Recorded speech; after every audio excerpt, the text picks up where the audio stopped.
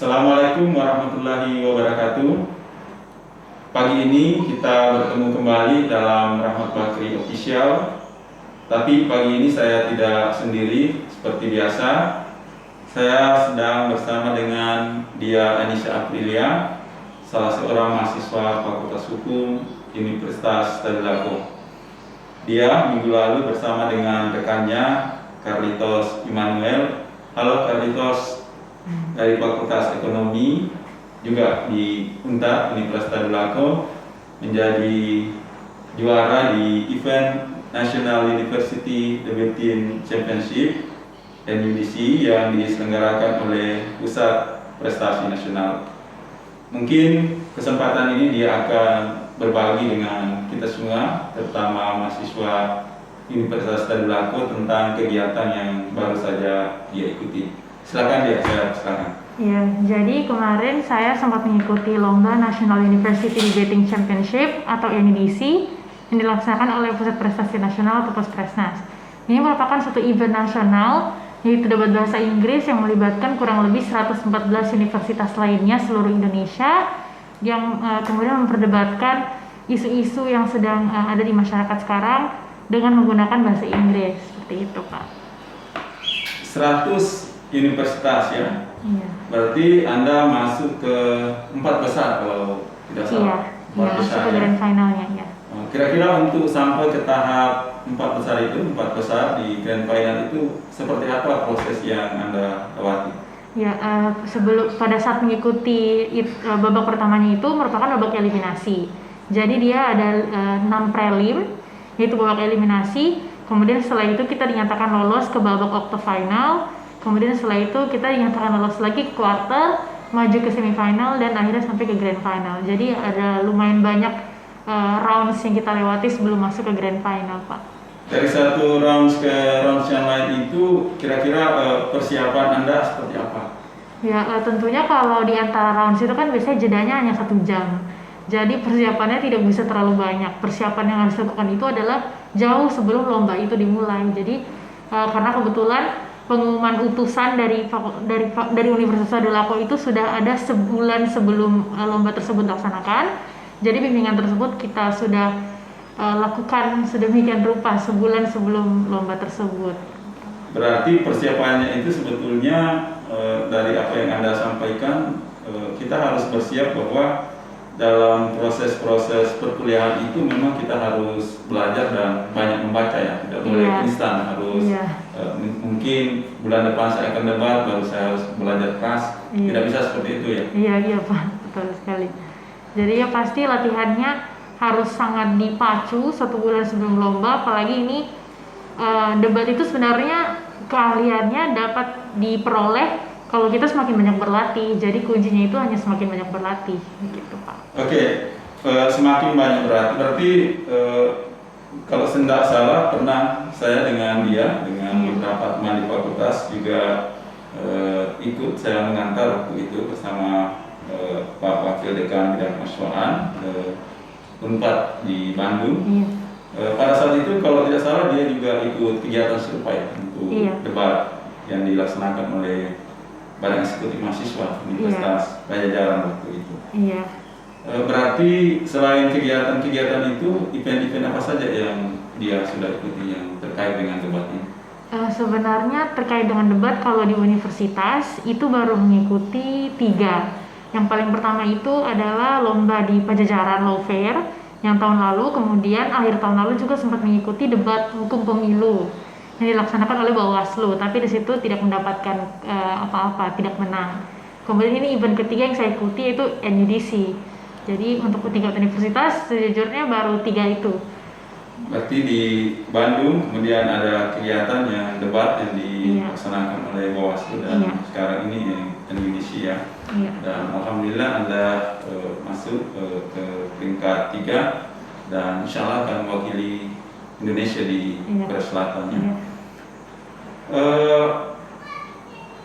Dalam debat itu yang terakhir ini tema-tema yang diperdebatkan itu seperti apa kalau bisa digambarkan ke teman-teman yang mengakses? Salah satu tema itu pada saat mosi kalau tidak salah mosi quarter final itu membicarakan mengenai pemilu Amerika Serikat antara Donald Trump dan juga Joe Biden. Itu diperdebatkan karena isunya sekarang sedang panas-panasnya, Pak. Kemudian isu-isu lainnya seperti pada mosi grand final itu membahas mengenai bagaimana kondisi Indonesia setelah situasi COVID ini sudah reda, bagaimana kondisi ekonomi dan juga kondisi sosial yang akan dihadapi oleh masyarakat Indonesia setelah COVID, begitu Pak. Jadi isu-isu yang memang sedang berkembang sekarang. Kalau boleh tahu, kalau dia sendiri sebetulnya isu-isu yang menurut Anda itu favorit isu apa sebenarnya? Mungkin dikaitkan dengan minat Anda di kampus sebagai mahasiswa Fakultas Hukum. Ya. Mungkin salah satu yang saya minati adalah isu-isu mengenai perkembangan suatu peraturan-peraturan Indonesia ya, karena berkaitan dengan Fakultas Hukum. Misalnya seperti mosi grand final kemarin, bagaimana pemerintah harus melakukan regulasi yang benar ketika kita sudah menghadapi situasi di mana sudah melewati COVID tersebut, di mana ekonomi sudah berangsur-angsur membaik seperti itu kan. Nah di situ kita memperdebatkan bagaimana pemerintah harus dengan strategis mengalokasikan dananya, apakah akan dialokasikan untuk agriculture atau pertanian dan lain sebagainya, ataukah akan dialokasikan kepada perusahaan-perusahaan besar. Itu salah satu yang diperdebatkan pada mosi perdebatan grand final kemarin. Itu saya pikir itu mosi yang menarik karena selama ini kita juga pemerintah dan teman-teman yang bergiat di masyarakat sipil itu juga sering terlibat dalam isu-isu itu. Apakah dalam masa pandemi ini kita akan mengedepankan keselamatan dan kesehatan publik, atau kita harus lebih fokus bagaimana mempertahankan agar pertumbuhan ekonomi kita tetap membaik di dalam masa-masa krisis seperti ini. Nah, pemerintah kan sekarang mengambil jalan tengah antara pertumbuhan ekonomi yang harus dijaga dan juga kesehatan dan keselamatan publik.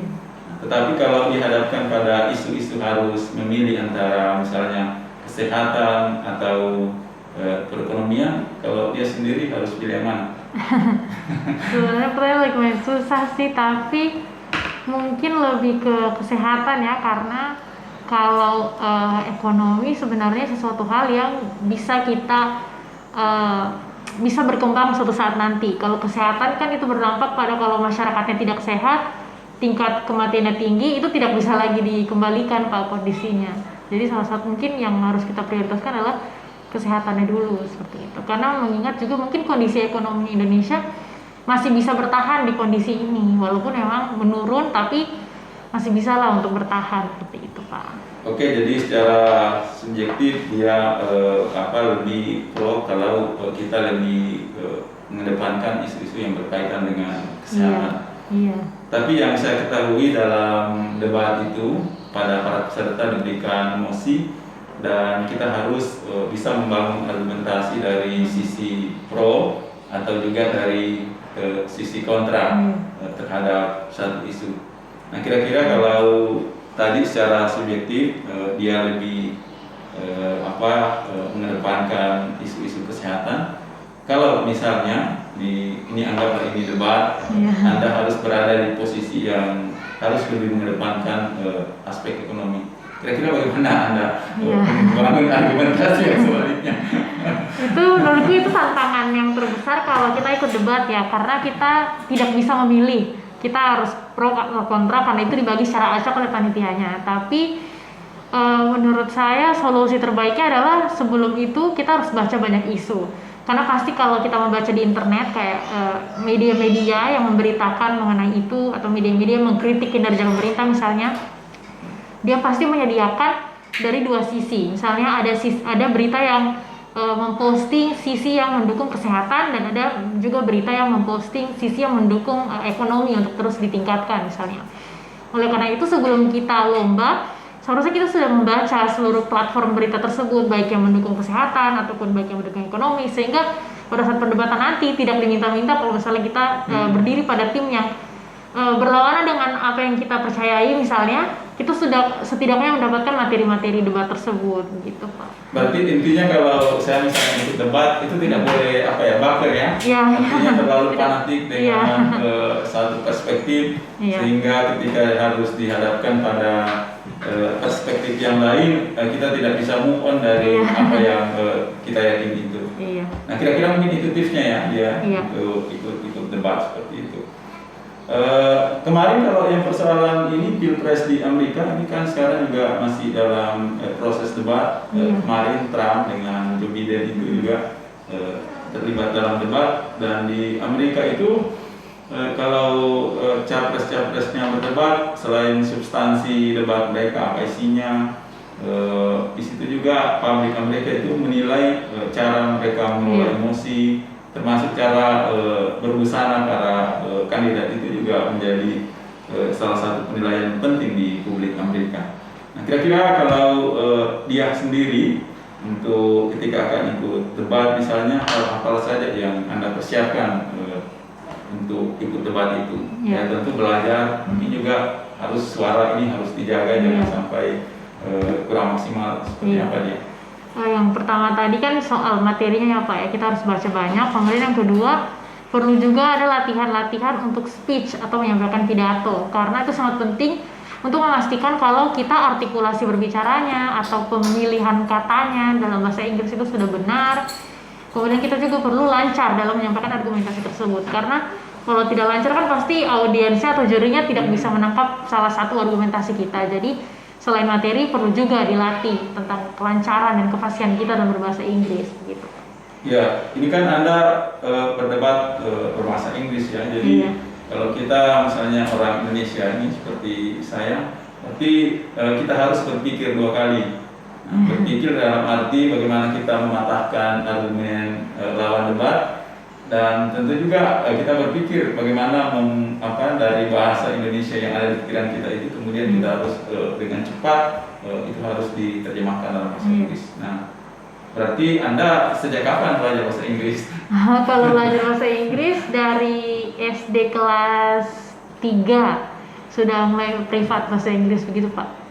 Oh, berarti dari SD sudah belajar terbiasa bahasa Inggris ya? Sudah mulai privat. Sampai di SMP tentu. SMA Anda SMA mana dulu? SMA Al-Azhar. SMA Al-Azhar. Ya, kita tahu Al-Azhar memang selalu mencetak siswa-siswa yang bisa bersaing di kegiatan-kegiatan seperti itu.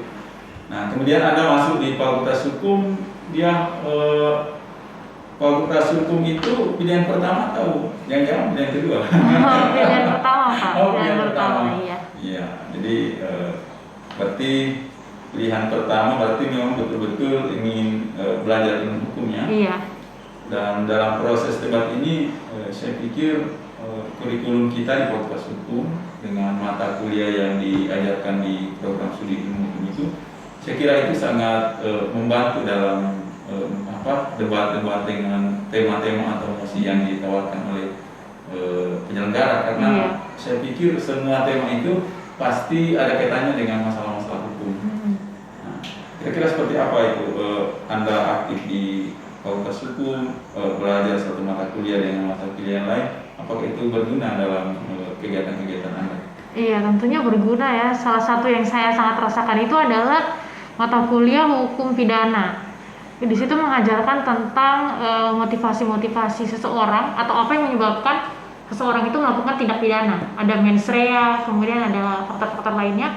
Dan itu ternyata saya bisa gunakan di debat ketika menganalisa misalnya apakah kita harus mengkriminalisasi seorang penjahat pada suatu tindakan kriminal tertentu. Nah, ternyata dari materi perkuliahan tersebut saya bisa menggunakannya untuk menganalisa aktor-aktor kriminal tersebut, apa niatnya melakukan kriminal tersebut, apa dampak yang sudah dia lakukan ke masyarakat, sehingga dapat mengukur kira-kira kita harus memberikan dia hukuman seperti apa, apakah harus dipenjara, apakah harus dihukum mati dan lain sebagainya gitu Pak. Jadi saya rasa ada kontribusinya dari pembelajaran tersebut. Mungkin sebetulnya teman-teman Anda juga penasaran, Anda ini ikut kegiatan-kegiatan debat. Memang dari dulu Anda suka berdebat? Iya. Bisa dibilang sih dari SMA saya sudah mulai ikut dan tertarik dalam debat bahasa Inggris, Pak, dari SMA. Oh, dari Iya. SMA ya? Iya. Ya, kalau memang fakultas hukum itu, saya tidak tahu ini saya peroleh dari mana, tapi selalu saya pesankan ke mahasiswa, teman-teman Anda, bahwa Anda sebagai mahasiswa terutama yang berkuliah di fakultas hukum, pertama harus punya kemampuan untuk menulis, karena mahasiswa tidak ada pilihan lain selain punya kemampuan untuk menulis. Karena dengan menulis itu dia bisa mensistematisasi pikirannya dan itu dibagi ke teman-teman sejawat. Yang kedua, mahasiswa juga harus punya kemampuan public speaking yang baik, terutama fakultas hukum, karena Anda nanti jadi advokat, jadi jaksa, jadi hakim, atau jadi apa saja, tentu harus punya kemampuan berbicara di depan publik yang baik. Nah, saya kira dengan debat itu adalah salah satu kemampuan terbaik Anda. Nah, yang ketiga, sekarang ini eranya kita harus menguasai paling tidak salah satu bahasa asing. Jadi pada diri dia, ya ketiga-tiganya saya rasa ini semua ada. Nah, menulis tentu, public speaking tidak hanya yang Anda bisa debat. Kedua, kemampuan berbahasa asing. Nah, nanti teman-teman Anda penasaran, terutama yang adik-adik mahasiswa baru, cara Anda belajar itu selama ini seperti apa? Apakah belajar terus atau baca buku yang serius terus? Atau jangan-jangan baca novel? Sebenarnya semua mahasiswa atau siswa pasti merasakan kalau belajar itu bosan ya. Kalau kita belajar terus atau kita hanya baca-baca buku terus.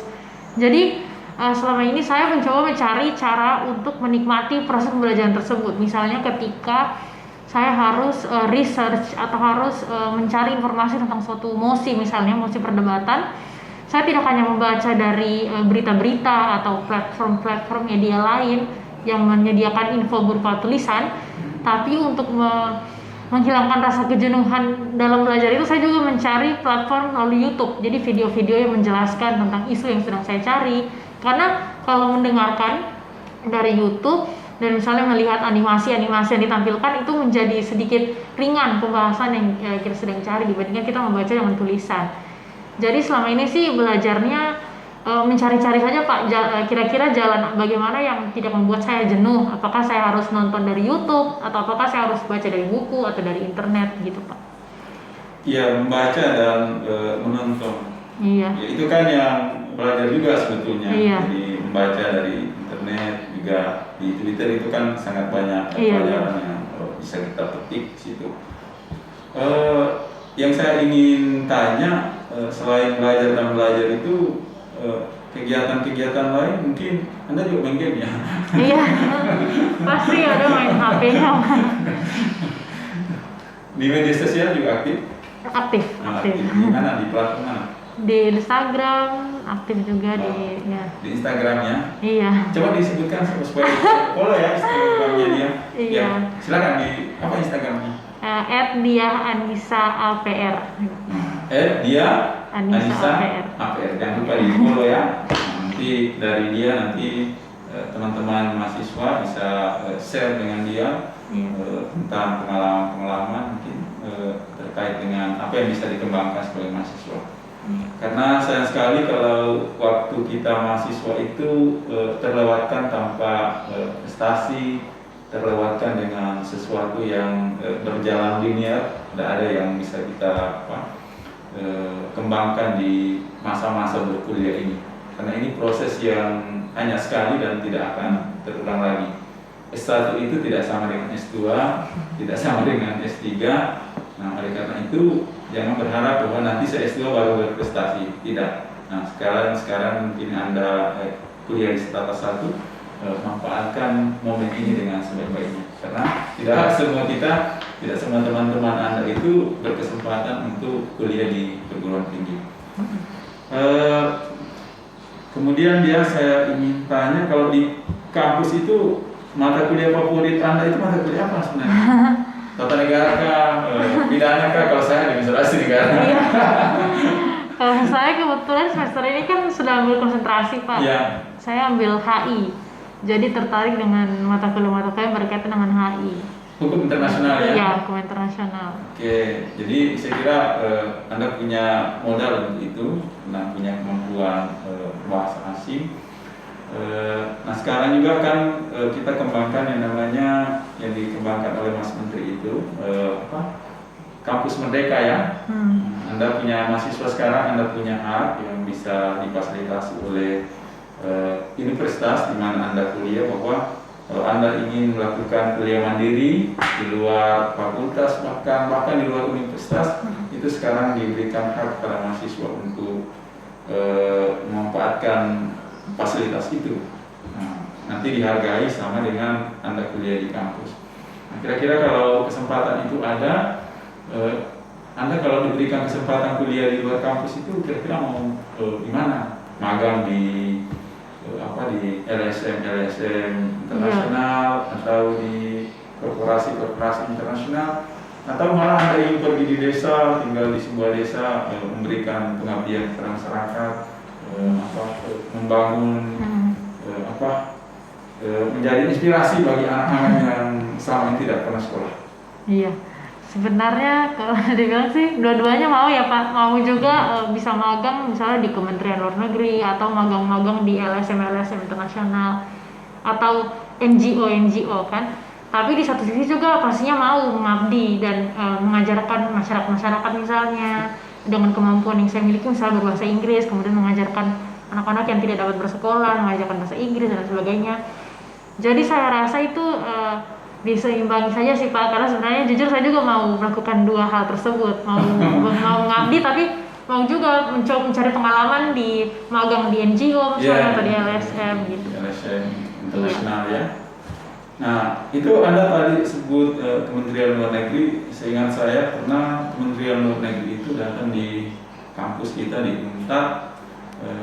Mereka memberikan semacam afirmasi kepada lulusan-lulusan Universitas Tadulako, karena ternyata begitu dicek di sana, saya tidak tahu sekarang, dulu itu sekitar tahun 2000-an ya.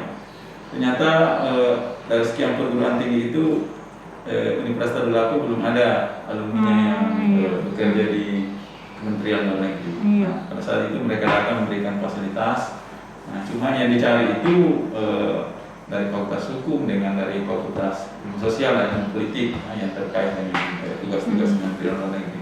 Nah, tapi hambatannya kita itu adalah di kemampuan berbahasa Inggris. Ada mungkin yang mampu berbahasa Inggris, tapi bukan bidang ilmu itu yang dibutuhkan atau sedang dicari pada saat itu.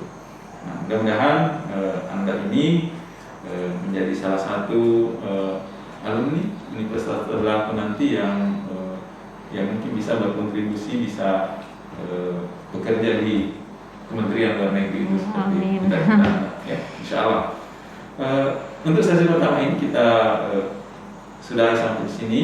Nanti kita akan lanjutkan lagi teman-teman, jangan tetap di channel ini karena kita akan masih berbincang dengan Dia Anissa Aprilia. Nah, sebelum saya tutup untuk sesi yang pertama ini, Anda lahir di bulan April ya? Iya. Namanya kan Aprilia. Iya. Dulu SMA-nya di SMA Al-Azhar, SMP-nya? Iya. SMP Al-Azhar Palu SMP juga. Al-Azhar juga. Iya. SD-nya di mana? SD 15. 15 Palu Iya. juga. Iya. Iya. Oke.